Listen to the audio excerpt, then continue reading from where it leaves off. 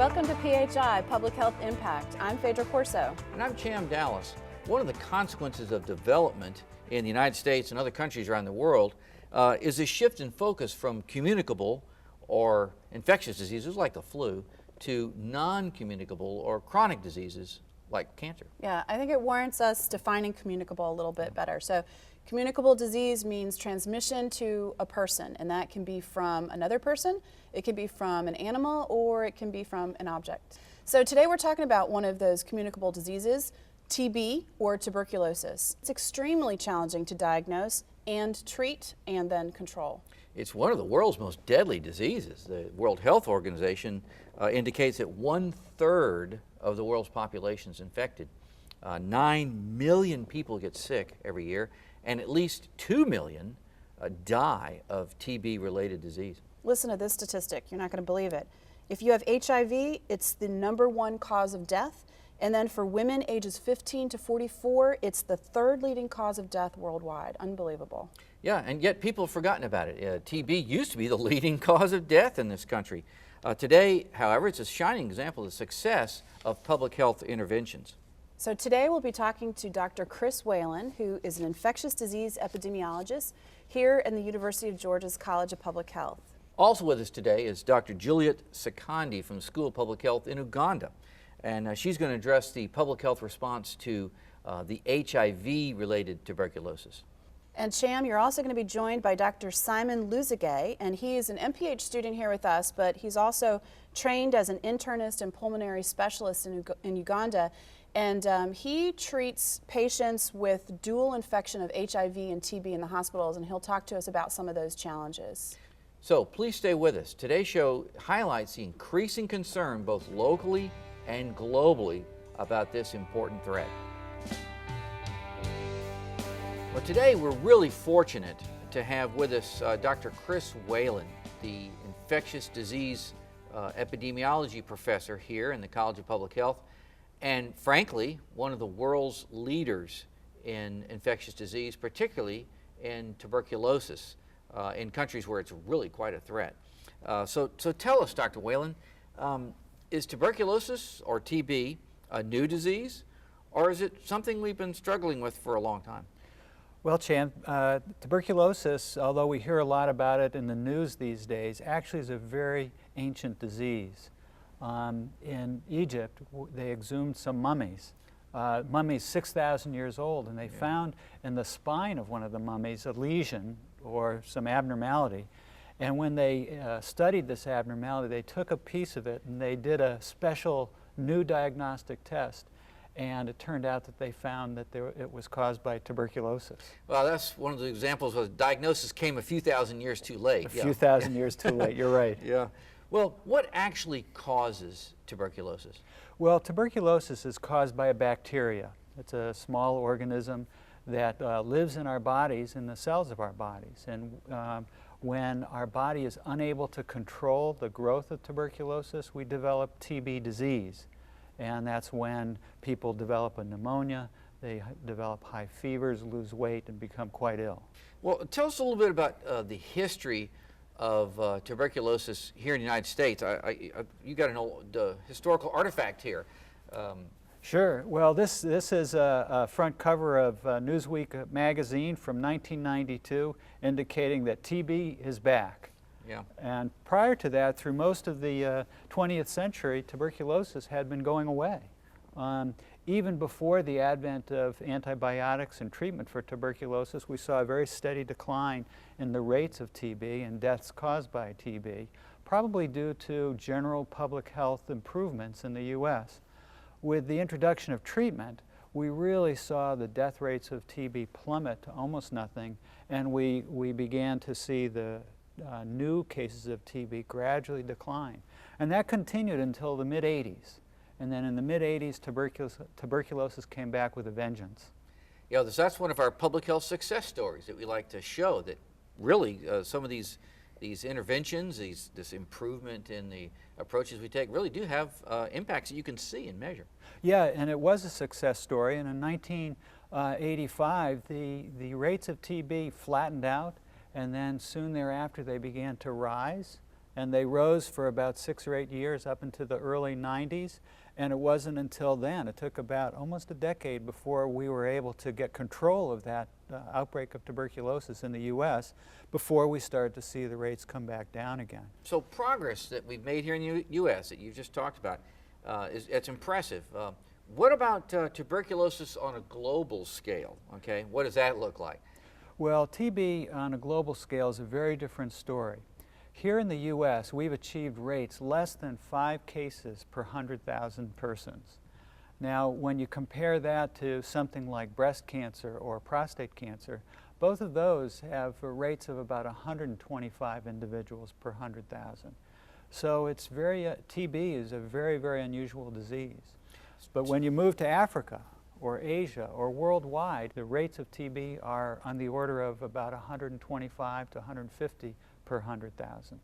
So that's a big difference in the rates between local for us, the United States, and globally. Can we relax and just let those countries deal with their own problem? That's their problem, not ours? Well, not really, because tuberculosis can move as people move. It causes an infection that can be lifelong without producing any symptoms. But once someone, for example, someone then could move to the U.S. Feeling well, but they had been infected in their home country. But because of the stress of the move or other illnesses, their immune system may be weakened and they develop tuberculosis here in the U.S. So the priority then, it sounds to me, is that we're going to try to reduce the rates in the other parts of the world to help them and also prevent it from coming here. Exactly. We have to be interested in the health of people around the world, particularly with infectious diseases that can travel, like tuberculosis. So globally then, what are the most compelling issues for tuberculosis now? Tuberculosis challenges our public health system in many different ways, but I would say that the two most pressing problems with regard to tuberculosis is its interaction with HIV, so HIV and TB, and then the other one is drug-resistant tuberculosis. All right, so tell us about this epidemic now, this joining together with HIV, which we're all familiar with here in the United States, and tuberculosis. Well, HIV and TB are often referred to as twin epidemics because where you find one, you'll often find the other. The two of them kind of go hand in hand. Tuberculosis occurs more commonly in people with HIV disease. As the HIV infection wears away the immune system, those who have been exposed to or are infected with TB are more likely to develop disease. The opposite is also true. Individuals who are HIV infected who get TB or develop active tuberculosis, somehow their HIV gets worse. So it's this cursed duet of the two feeding off of each other in a sense. Okay, so this double curse of HIV and TB, do we see this in the United States? Yes, we do see HIV and TB in the United States. It tends to be relatively uncommon because our rates of TB are quite low. But where you have tuberculosis, even in the U.S., you'll find the cases of HIV as well. So essentially then, it's really more of a global issue than a local one. Absolutely, and I would say it's mostly a problem in sub-Saharan Africa, where we have the highest rates of TB and the highest levels of HIV. In Africa, for example, the rates of TB are 60 to 100 times higher than they are here in the U.S. 2 of every 5 cases of tuberculosis are HIV infected. And in some countries of sub-Saharan Africa, for example, South Africa, it's even 3 or 4 out of every 5 cases of TB are HIV infected. And this really poses a significant challenge to the public health system and the medical systems. So we're going to switch now and go to your work in Africa. Chris, Dr. Whalen is really one of the leading experts worldwide. And so I want to go to this effort. You spend your summers primarily in Uganda. We've seen many Uganda public health officials come here. You have sponsored them here. Tell us just briefly what's your overall thrust here in Africa. Well, certainly. I first started working in Uganda in 1990, so it's been a long time. Uganda was in the midst of their HIV epidemic. Their tuberculosis case rates were high, their hospitals were filled with patients, and they had just emerged from a civil war. So their infrastructure for public health had been completely eroded. And interestingly, they reached out to individuals around the world to help them rebuild their public health and research infrastructure. And that was really my introduction to the country some 20 years ago.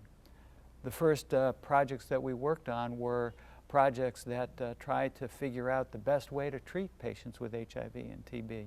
And one of my earliest studies looked at new treatment regimens that were fairly typical for us in the U.S., but were very new and different for Africa. So how did the treatment modalities, the approaches, how was it different between Uganda, where they have far more cases than we do, and the way we do business here in the United States? Was there a give and take? Yeah, absolutely. In fact, there was an African regimen for treating TB, and there was a U.S. regimen, or a more widely used global regimen for treating TB. The African regimen included medications that were effective, but had a lot of side effects. Side effects doesn't sound very good in any, whether it's Africa or the United States. What were some of the complaints that the African patients were seeing? Well, as we started our clinical trials and we talked to patients, we learned that they were reluctant to seek treatment for TB because they had learned, or they believed, that treatment for TB burns. And the reason is that one of the medications in the African regimen caused serious rashes and blistering of the skin. And they began to see it as something that harmed them more than helping them. Well, I certainly wouldn't be enthusiastic about having blistering on the skin, although tuberculosis is a far worse outcome. After that, my research began to turn toward prevention of TB in HIV-infected individuals, because even if we treat TB using a more modern regimen, the mortality of HIV-TB is very high, 20% at 1 year in some patients. So we tested different ways of trying to prevent tuberculosis in HIV-infected individuals and found that 2 different treatment regimens would reduce the risk by 60%. So 20 years of concerted research in Africa and Uganda in particular. What's the next few years look like? What angle, what approaches are you going to take as you proceed on? Well, I think the coming years will involve the broader and more consistent use of antiretroviral therapy to treat the underlying HIV infection at the same time as we treat the TB infection.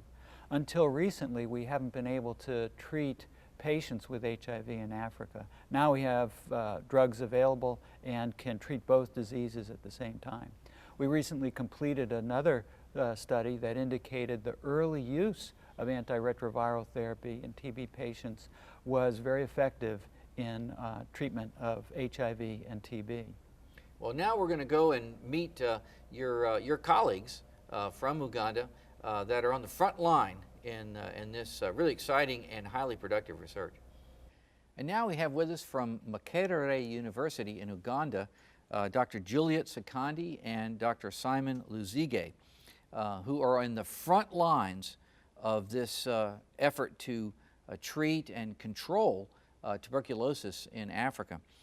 Dr. Sekande is from the School of Public Health there, and we've heard about these twin epidemics of HIV and tuberculosis from Dr. Whalen. As an Ugandan public health official, can you tell us, how do the African nations cope with this twin curse of HIV and tuberculosis? For Africa, this has been an overwhelming problem, clearly, for public health and for people who are at the front line, especially the health providers. In Uganda, we have the National TB Program that is in charge of controlling the TB epidemic as well as the HIV for the co-infected. And what we have is guidelines and recommendations from the WHO that help us to, take down the services to the communities. And what we do in public health is to ensure that these services are delivered. But of course, with the overwhelming numbers and the stretched health systems, there's always a problem, getting these services out. And what we have noticed over the past 10 years, there's been difficulties in diagnosis of, the TB problem, the TB patients, but also getting them treated in time, bringing them early into care. So that is one of the challenges that has been experienced in the public health arena. So Dr. Sakandi, you actually go out with your public health teams and you go out into the public right where they are. You're going to their homes, you're finding these individuals, examining them in the homes, and then directing them to health care in Uganda. So the way the health system or the public health system works is we base the detection on passive case finding. So what this means is we wait for the patients to present to the health system. Obviously, this has some problems because there are delays. Some patients, don't know that they do have TB or they do have HIV. But on the other hand, what we are, promoting or advocating for is for us to go out into the communities to be able to speed up that process and reduce the delay. So is the United States doing anything to help this? Has there been an impact between this relationship in the U.S. and Uganda? We've been fortunate enough that way back in 2002, the United States government managed to donate quite a huge sum of money to improve treatment of HIV in most developing countries and especially Africa. And this has definitely led to improved access to antiretroviral therapy. And we know that treatment of HIV is now possible, and it does save lives, and definitely the PEPFAR funds, as we call it, definitely improved access to treatment. And there is definitely evidence that so many lives have been saved as a result of these donations. It's interesting on this side of the Atlantic because it was a bipartisan approach. Both the Republicans and the Democrats, Bush and Obama, they both were in agreement on this issue of providing more than $20 billion in aid in these retroviral drugs. And from what we're hearing, apparently it has had quite an impact on helping these people in these crisis situations. Now, I understand that these medical regimens are very complicated. You have, people taking 4 different medicines. You're treating HIV at the same time as you're treating TB. That sounds like even with all this aid, it gets really complicated. We try to aim at minimizing the possible side effects. So the big challenge now is normally when do we start which treatment first. And of course, if a patient has tuberculosis, that's going to be our first target. The rationale is that antiretroviral therapy are never emergencies. They are urgent. Patient indeed does require antiretroviral therapy, but in this scenario, we try to make sure that the TB treatment is more urgent because the patient is more likely to die from tuberculosis than HIV. So because of that kind of understanding, we try to make sure that we're on top of the game so that the patient really indeed benefits from our effort. Dr. Sakandi, I want to talk about the risk here, okay? I quite frankly, I really admire you. I'm just telling you that. You're on the front lines of this. This is a very significant epidemic, something that it's really hard for Americans to come to grip with. They don't understand, frankly, the magnitude of this crisis. Even though we've sent aid, but we really don't know. What's the degree of risk to you, Dr. Luzige, Dr. Whalen, and these other healthcare providers? You're working in the community. Maybe you could talk about that. The risk to you and your workers in the community, and then we can also talk about it in the hospitals. I would like to talk about the risk not only to the health providers, but also to the other community members, because thinking public health, if we are to control tuberculosis and HIV, we have to think about the people who are going to be ultimately affected.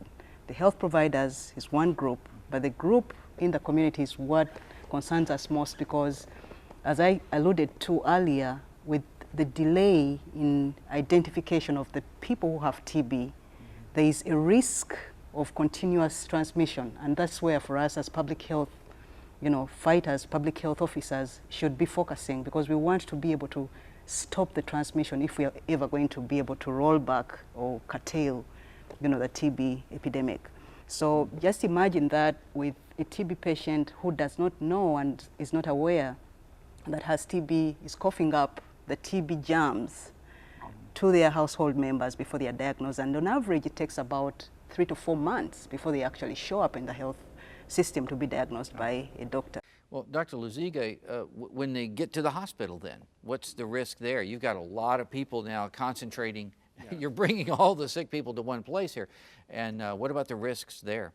So definitely the risk is there for the health workers, because in the way the hospitals are organized, here you have all possible cases now in the same room. So if there is no proper infection control procedures, then this health worker is more likely to be exposed to tuberculosis, and this is a closed room, so the risk of transmission becomes real. Well, Dr. Sagande and Dr. Luzige, I just want to thank you for what you're doing, and quite frankly, for the example you are in the public health and medical communities on the front lines with tuberculosis and HIV in Africa. HIV, TB is already quite a challenge, but you say this drug-resistant tuberculosis is even worse. We have the multiple drug-resistant tuberculosis and the extensively drug-resistant tuberculosis. How did the lesser of the two, the multiple drug-resistant TB, develop? Well, unfortunately, drug-resistant TB is man-made. It occurs when inappropriate regimens are prescribed by healthcare providers, or when patients take their medication erratically. In either of these settings, inappropriate treatment actually selects for the more dangerous bacteria. And if those bacteria go on to produce disease, then the individual will start to spread the multi-drug resistant TB. Now, if an individual gets exposed to multi-drug resistant TB, and then they don't take their medication properly, that leads to the XDR TB. So where is this multiple drug resistant and extensively drug resistant TB found in the world?